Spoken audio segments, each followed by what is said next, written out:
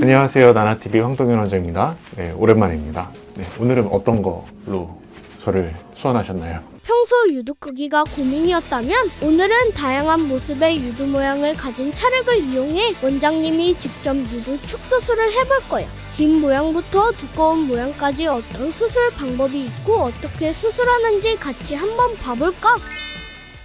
보여주세요.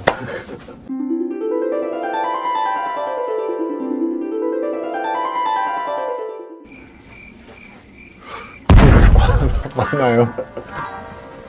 아니 민망해라. 아니 무슨 유두를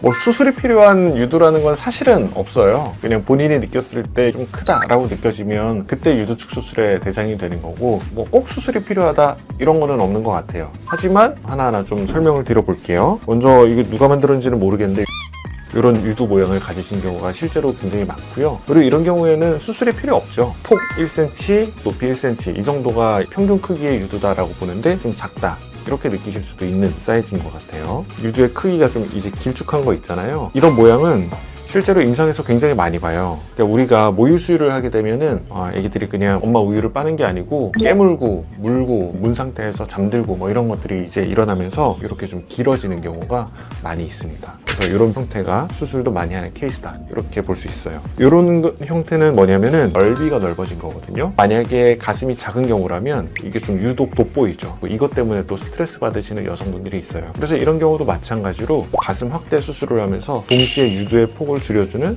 그런 수술을 시행하게 되죠. 이게 두 개가 같이 온 경우도 있거든요. 길이도 길어지고 폭도 되게 넓어지고 약간 버섯 같은 모양을 가진 그런 유두인 형태도 굉장히 많아요. 길이만 긴 경우, 폭만 넓은 경우, 그리고 두 가지 모두 이제 비후된 경우 이렇게 나눠가지고 수술을 하는데요. 거기에 따라서 수술 방법이 약간씩 다른데 그것도 제가 말씀을 드려볼게요.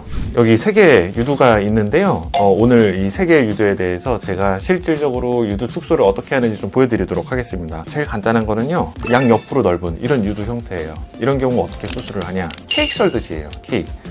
조각을 이렇게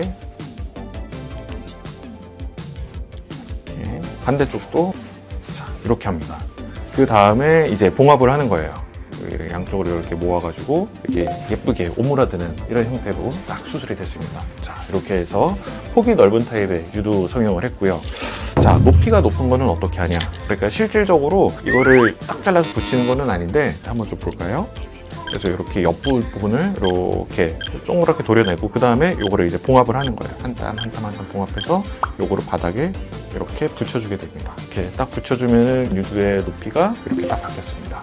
그리고 이 복합된 거는 이 두 가지 수술을 한 번에 하는 거예요. 자, 이렇게 하면은 이제 유두 축소 완성. 사실 수술 방법은 여러 가지예요. 이런 것도 있어요. 이거를 그냥 말 그대로 잘라냅니다. 이렇게 잘라내고 그 다음에 이걸 이렇게 봉합하는 수술 방법이 있어요.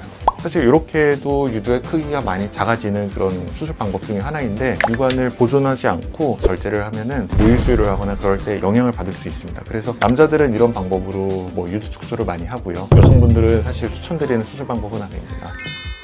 제가 보여드렸던 이 수술 방법으로 하면요 감각 저하가 없어요. 유관이랑 신경은 같이 그 가운데로 이렇게 지나가거든요. 크게 문제는 없을 것 같습니다. 흉터는 생각보다 유두 축소하고 나서 흉터가 안 남아요. 굉장히 깨끗하게 함으로써 흉터도 나중에는 거의 못 찾아볼 정도입니다. 내 유두가 다른 분들에 비해서 정말로 큰지를 먼저 좀 봐야 돼요. 볼륨감이 적으니까 과도하게 커 보이고 불필요한 수술을 하는 경우가 종종 있어요. 그래서 이 수술을 하기 전에는 정말로 내 유두의 크기가 이 평균에 비해서 크고 일상생활에 좀 지장을 줄 수도 있는 정도인지 전문가 의견을 꼭 청취하고 수술을 결정하십시오.